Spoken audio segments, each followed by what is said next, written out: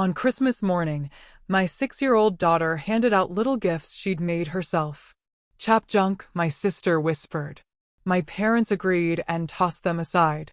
My daughter froze and asked, "Mom, did I ruin Christmas?" I didn't shout. I did this. 3 days later, they regretted everything. But let me back up, because what happened that night didn't come out of nowhere, though at the same time, it blindsided me. You know those moments when you think you know how the day will go, and then life yanks the rug so hard you don't know if you're falling or floating. That was Christmas for me. Maisie, my little girl, had been counting down for weeks. Every day she'd sneak off with glue sticks, construction paper, and beads that kept rolling under the couch. She was 6. She thought she was Picasso meets Martha Stewart. And honestly, she kind of was, at least to me. Every time she showed me a new bracelet, a little folded paper ornament, or some glittery thing that looked like it had survived a small explosion, my heart swelled. She was making gifts for everyone, for her grandparents, for her Aunt Nicole, for her cousins Logan and Alyssa. She couldn't stop talking about how excited they'd be. And me, I was excited too. Not just for her, but for the whole day. I'd pulled a marathon in the kitchen: turkey, ham, mashed potatoes, 3 pies, because apparently one isn't enough for my mother. I strung the lights myself after Matt, my husband, nearly electrocuted us both. The house smelled like cinnamon and rosemary, and a little bit of exhaustion. This was supposed to be our Christmas, the one where, for once, my family might act like human beings instead of critics on a cooking show from hell. Spoiler, I was wrong. When the doorbell rang, Maisie's eyes lit up like she'd just seen Santa himself. She tugged at my sleeve, whispering, "They're here, Mom. They're here." She had her little stash of gifts hidden under the tree, wrapped in tissue paper and decorated with stickers that didn't really stick. She wanted it to be perfect. I told her, "Patience, kiddo. Presents after dinner. That's the rule." She nodded, but her whole body vibrated like a soda can someone shook too hard. My sister Nicole swept in first, wearing perfume strong enough to knock out a horse. Behind her came Logan and Alyssa, already glued to their iPads, not even looking up to say hi. Then my parents, Mom in her fur coat, Dad already muttering about the driveway salt situation. Classic. Matt and I exchanged the look we always do, the one that says, "Brace yourself." Dinner went fine. By fine, I mean Nicole complained about the turkey being a little dry, Mom asked why I didn't use her stuffing recipe again, and Dad fell asleep at the table before dessert. You know, festive. But Maisie didn't care. She sat there bouncing in her seat, her cheeks pink with anticipation, practically choking down her food so she could get to her big moment. I couldn't help it, I kept glancing at her proud. For 6 years old, she'd done something really sweet, something worth remembering. When the plates were finally cleared, she jumped up. "I have something for everyone," she announced, her voice cracking with excitement. She dragged out her little pile of presents, distributing them with care, her face shining as though she'd just unveiled the crown jewels. And then silence. Nicole peeled open the tissue paper, blinked at the bracelet inside, and set it on the coffee table without a word. My mom picked up her glitter-covered ornament between 2 fingers like it might be contagious. Dad grunted. Logan and Alyssa looked at each other and smirked. The smirk turned into whispers. "Cheap garbage," Logan said. Alyssa giggled and echoed him, "Yeah, cheap garbage." Maisie froze. Her little smile faltered. I expected Nicole to step in, to scold her kids, to defend her niece. Instead, she leaned closer to them and murmured, "It's cheap junk, but be nice. Don't hurt her feelings." Except Maisie heard her. I did too. It was like someone had poured a bucket of ice water over my head. My sister, my own sister, undermining my daughter's pride right in front of her. And then came the cherry on top, my mother's voice. "Well, she's only 6. Garbage is what you get from a 6-year-old.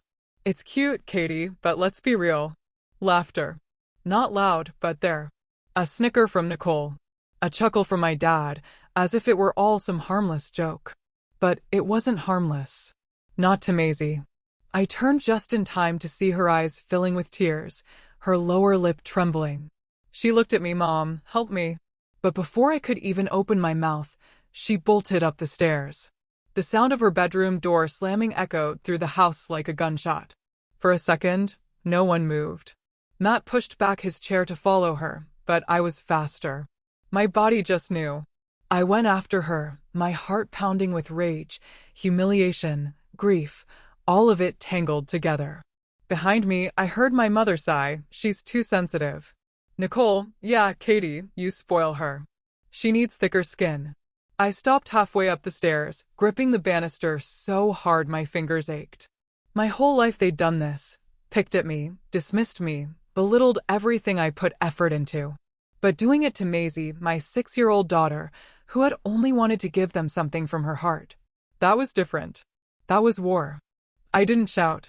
I did something else. And 3 days later, they regretted everything. You might think that night was the first time my family tried to tear me down. I wish. No, that night was just the first time they aimed their poison arrows at Maisie. And that, my friend, is when everything changed. Because for as long as I can remember, I was the practice target. I was the younger sister, 3 years behind Nicole. 3 years doesn't sound like much, but trust me, it was a lifetime when I was a kid. She was always taller, shinier, more confident. She was the golden child. That's not me exaggerating. If Nicole so much as blinked in kindergarten, my parents applauded like she'd solved world hunger.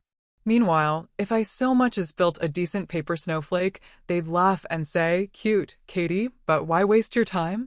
That was the theme. Nicole got the spotlight. I got the shadows. She liked sparkly, expensive things, brand names, shiny shoes, designer notebooks. Even as a kid, she'd pout until mom bought her the glittery pen with rhinestones. I, on the other hand, loved glue and scissors and paper and string. If it was messy and handmade, I was in heaven. My family never missed a chance to mock me. "Katie and her little projects," they'd say. "You'll grow out of it." Spoiler, I didn't. Fast forward to adulthood, and you'd think maybe things would balance out. They didn't. Nicole kept chasing labels like they were oxygen, and my parents cheered her on. Meanwhile, I turned my silly little hobby into a real business. It started small, craft fairs, Etsy, late nights covered in hot glue burns, but it grew. Eventually, I went full-time. I was paying bills, stacking orders, actually thriving. Did my family respect that? Absolutely not. They made jokes, always jokes. "Who even buys this junk?" Dad would say. Or Nicole, "Well, at least people with no taste keep you in business." Mom would laugh and shake her head.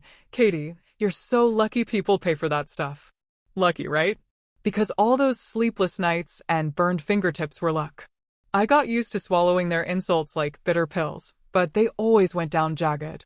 Meanwhile, Nicole was drowning in debt despite earning a decent salary. Why? Because she treated every paycheck like it was confetti.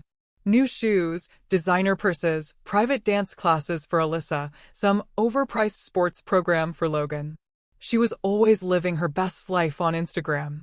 But in reality, paycheck to paycheck, sometimes less. My parents weren't much better. They'd blow money on shiny cars, investment watches, vacations they couldn't afford, essentials, an afterthought. One year, I got a phone call. They were behind on the mortgage. "We might lose the house," Mom cried. "We just need a little help." Temporary. I was stupid enough to believe them. I agreed to cover $350 a month for a while. That was years ago. Still paying, still temporary. Meanwhile, they're sipping champagne and showing off their new flat screen. Every time I think about it, I want to scream. Nicole pulled the same stunt. One day, she called me, desperate. "Katie, I just need help paying for Alyssa's dance lessons this month." It's her future. You don't want to be the reason she gives up her dream, do you? Classic Nicole guilt trip deluxe. I caved once, then twice. 6 months later, I was basically sponsoring both her kids' hobbies. She always promised she'd pay me back. But somehow, those promises dissolved the moment she bought herself another pair of heels. And through it all, they still laughed at me, still dismissed my work, still acted like I was the silly one, the family craft clown. But you know what? I could live with their jokes. I'd been living with them my whole life. What I couldn't live with was what happened to Maisie. Because here's the thing, Despite all their crap, they never touched her. Never. Maybe because kids were off limits. Or maybe because they liked having me as the family punching bag instead. Whatever the reason, Maisie was safe. She was my bright spot, my shield against them. Until that Christmas, when they called her gifts cheap junk. When my 6-year-old's eyes filled with tears because the people she loved most mocked her. For me, it was the last straw. Do you see why I couldn't just let it go? Because my whole life had been training for that moment. Every insult, every joke, every fake smile while I wrote another check, they'd been sharpening me like a blade. And Christmas night, that was when the blade finally cut. Back in Maisie's room, she was curled up on her bed, clutching her pillow. Her face was blotchy, her little hands still sticky with glitter glue. "Mom," she whispered, "did I ruin Christmas?" I swear my heart cracked in half. I sat down beside her and pulled her close. "No, sweetheart. You didn't ruin Christmas. They did. What you made was beautiful. They just don't understand." Maisie sniffled, burying her face in my shirt. "But they laughed." "I know," I said. My voice shook, but I held her tighter. "And that's their loss, not yours." Just then, Matt appeared in the doorway. He looked as furious as I felt, his jaw tight. "Katie, do you want me to?" Yes, my voice was sharp, decisive, for once. No hesitation. "Go downstairs. Tell them Christmas is over. They can leave." He didn't argue, didn't ask for details. He just nodded, turned, and went. I stayed with Maisie, stroking her hair, feeling the storm brewing in my chest. I could hear the muffled sound of Matt's voice downstairs, then a pause, then the low rumble of objections. I didn't care. Let them grumble. Let them roll their eyes. Because if they thought me sending them home was the big rebellion, if they thought that was all I was going to do, they were dead wrong. That was just the warning shot. The real war hadn't even started yet. The next morning, the house was quiet.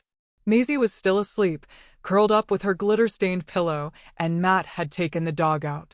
I sat at the kitchen table with my coffee and my laptop, staring at the steam. My heart was still pounding from the night before, but something inside me had shifted. I wasn't just angry anymore. I was done. So, I did the thing I should have done years ago. First, I pulled up the banking app and canceled every recurring transfer. The $350 temporary payment to my parents? Gone. Just like that, 5 years of bailing them out $21,000 flushed down the drain was officially over. It felt like cutting an umbilical cord that should have been severed decades ago. Then I opened a blank document and started typing. Invoice, outstanding balance. Alyssa's dance lessons, 6.5 months at $120, total $780. Logan's sports fees, 6.5 months at $150, total $975. Car loan, July, $500. Logan's sports equipment, last year, $800. Total due, $3,055. I stared at the number. $3,055. Clean. Sharp. Not a guess, not an exaggeration. Just math. I attached it to an email addressed to Nicole. Subject line, repayment. The body.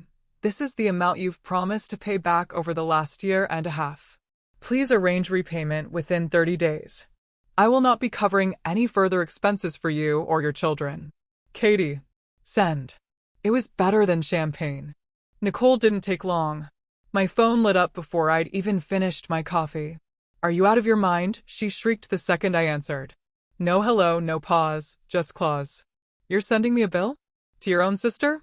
What the hell is wrong with you?" I leaned back in my chair, kept my voice calm. "What's wrong with me?" "Nicole, this is literally your debt. These are the exact amounts you promised to pay back. I've just organized them for you since you seem to have trouble keeping track." She practically growled. "This is petty, Katie. Petty and cruel. You're punishing my kids because they didn't like your daughter's little craft project." My blood ran cold. "Don't you dare," my voice was steady, but I could feel my hand shaking. "Don't you dare drag Maisie into this. This isn't about her gifts. This is about you treating me like an ATM for years." "You're unbelievable," she snapped. "You take food out of your niece and nephew's mouths. Oh, please, I let out a bitter laugh. Your kids have more iPads than friends. They're not starving. If you want them in dance and sports, then pay for it yourself. I'm done. There was a long, dangerous silence. Then, you're throwing a tantrum. That's all this is. You'll calm down and come crawling back like always. Not this time, I said. I'm not your doormat anymore. And I hung up. For a moment, I sat there trembling, phone in my hand, adrenaline buzzing in my veins. Nicole thought I was bluffing. That was fine. She'd learn soon enough. A few days passed in relative silence. I almost thought maybe, just maybe, she'd leave it alone. Then my parents called. I should have known. Nicole tells us you sent her a bill, Mom started, her voice dripping with disapproval. No hello, no Merry Christmas, just straight into judgment. Is that true? Yes, I said flatly. My dad chimed in, his tone stern, like I was 16 again. Katie, that's disgraceful. She's your sister. Families don't send invoices. I laughed. I couldn't help it. Oh, but families do borrow money, don't they? Families do promise to pay it back and then conveniently forget. Families do guilt trip each other into endless handouts. But invoices? That's where we draw the line. This is petty, Mom snapped. It's shameful. We raised you better than this. I felt my jaw tighten. No, you didn't. If you'd raised me better, maybe I wouldn't have spent half my adult life propping you all up while you spent your money on crap you don't need. I'm not asking for charity. I'm asking for my money back. There was a pause. Then Dad cleared his throat. Fine. But about the mortgage, your transfer is due next week. Are you going to send it or not? I closed my eyes, savoring the moment. Not. What do you mean not? Mom's voice sharpened. I said slowly, I canceled it. All of it. The gravy train is over. You'll need to figure it out yourselves. The line went so quiet I thought it had dropped. Then Dad spoke, hesitant now. Katie, don't be rash. We'll sort this out at the New Year's party. That made me laugh again. I couldn't stop it. Oh, there won't be a New Year's party. Not this year. Mom gasped like I'd confessed to murder. What are you talking about? Of course there will. You always host. Not anymore, I said. You're not invited. None of you are. You can't mean that. Oh, I do, I said, and I ended the call. For a long moment, I just sat there, phone buzzing in my hand, my heart hammering. They thought I was bluffing, that I was just in a mood. Let them. Because this wasn't the end. It was far from over. Hosting that New Year's party felt like rebellion. For years, it had been my job to set the table, roast the meat, string the lights, and pretend my family wasn't slowly sucking me dry. But this time, the guest list was trimmed, selective mine. No Nicole, no Mom, no Dad. Instead, I invited a few close friends, a couple of cousins I could actually tolerate, and one of Maisie's school friends with her mom. It wasn't the sprawling production it used to be, but for once, it felt like my party, not theirs. Maisie had someone to play with, which made her glow. She kept running back into the living room with glitter in her hair, giggling with her little friend. And every time I saw her laugh, something in me healed a little. Of course, people noticed the missing chairs. Are your parents coming? A cousin asked as she poured herself a glass of wine. No, I said simply, passing the bowl of olives. What about Nicole and her kids? Another asked. They're not coming either. I didn't explain. Let them wonder. Gossip is cheaper than champagne, and my family always loved a bargain. The party hummed along for a while, music, laughter, clinking glasses. For the first time in forever, I wasn't tense in my own living room. And then, because fate has a sick sense of humor, there was a knock at the door. I opened it, and there they were, Mom, Dad, and Nicole. All three of them standing there with smiles plastered on their faces, carrying bottles of wine and a store-bought cake like props in a play. Nicole, at least, had the sense not to drag her kids along for the ambush. Happy New Year, Mom said, like she hadn't spent the last week calling me petty and shameful. I blocked the doorway. You weren't invited. Nicole gave a laugh, brittle and sharp. Oh, Katie, don't be ridiculous. It's tradition. Dad cleared his throat, lifting the wine. We brought Merlot. I don't care if you brought the Holy Grail, I said. But before I could stop them, They swept past me into the house, into the party.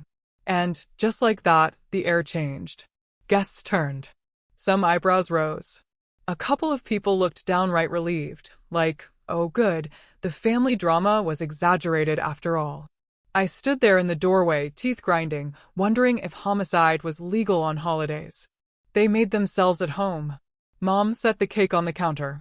Nicole poured herself a glass of champagne like she'd earned it. People whispered. Then came the dagger.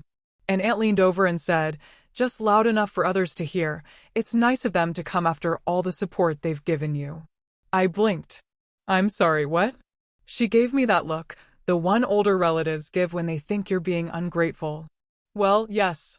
I mean, everyone knows your parents and Nicole have always helped you out. And then, well, I heard you even sent your sister a bill. My stomach dropped. So that was their game. They'd been busy spinning their own story. In their version, they were the generous saints propping up poor, helpless Katie. And me? I was the ungrateful brat who dared send a bill. The whispers grew louder. Eyes turned toward me, judgment, confusion, pity, it was all there. Something in me snapped. I stepped forward, clinked my glass with a spoon until the room fell quiet. Since we're sharing stories tonight, I said, why don't we tell the whole truth? Won't take more than 5 minutes. Nicole's face paled. Mom stiffened. Dad muttered, Katie, don't. Oh, I'm going to, I cut in. I grabbed my laptop, plugged it into the projector I'd set up for party games later, and pulled up a folder I'd labeled receipts. Because, yes, I keep records, years of them. The first slide popped up on the wall, a spreadsheet. Numbers neat, merciless. Let's start with my parents, I said, my voice steady, though my hands shook. 5 years ago, you told me you were behind on your mortgage.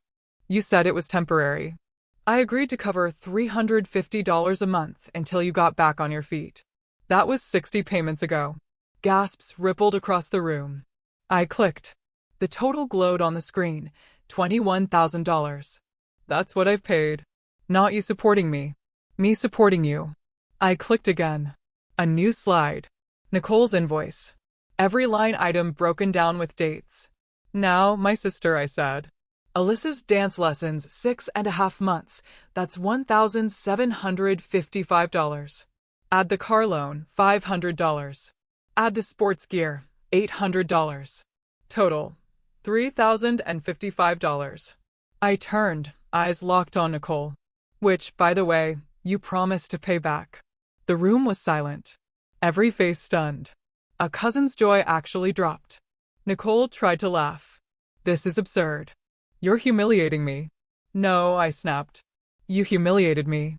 You spread lies. You told people you were the one supporting me when I've been bankrolling you for years. So, no, Nicole, I'm not humiliating you. You did that yourself. I clicked again. The final slide appeared, pictures of Maisie's Christmas gifts, her glittery bracelets, her paper ornaments, her clumsy but beautiful little creations. This, I said, my throat tight, is what my daughter made with her own hands. And this is what they, my so-called family, called cheap junk. This is what they laughed at. A murmur swept through the guests. Some looked horrified. Others glared openly at my parents and Nicole.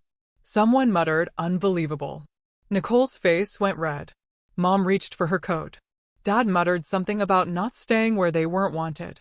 Good, I closed the laptop. There's the truth.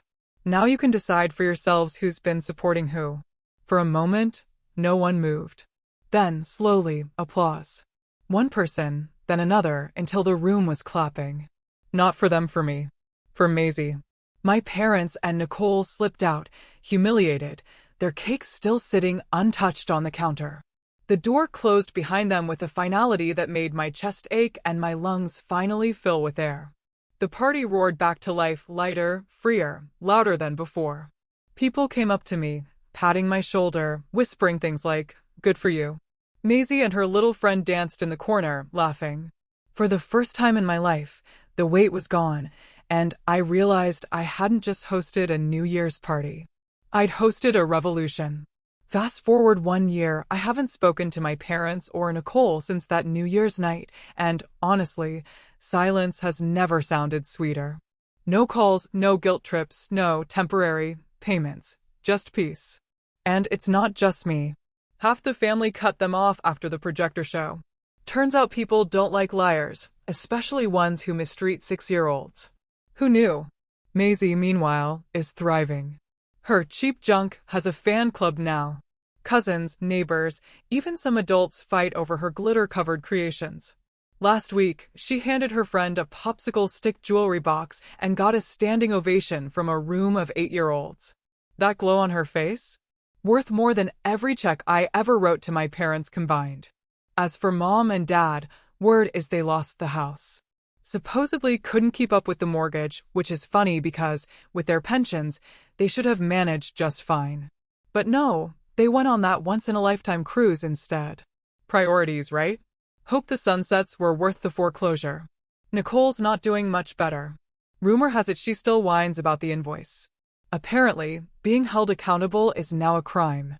Her old friends avoid her. Her reputation's in the gutter, and her kids quit their fancy activities anyway. So, yes, they got their consequences, public, humiliating, lasting. And me? I got something better. A daughter who knows her worth.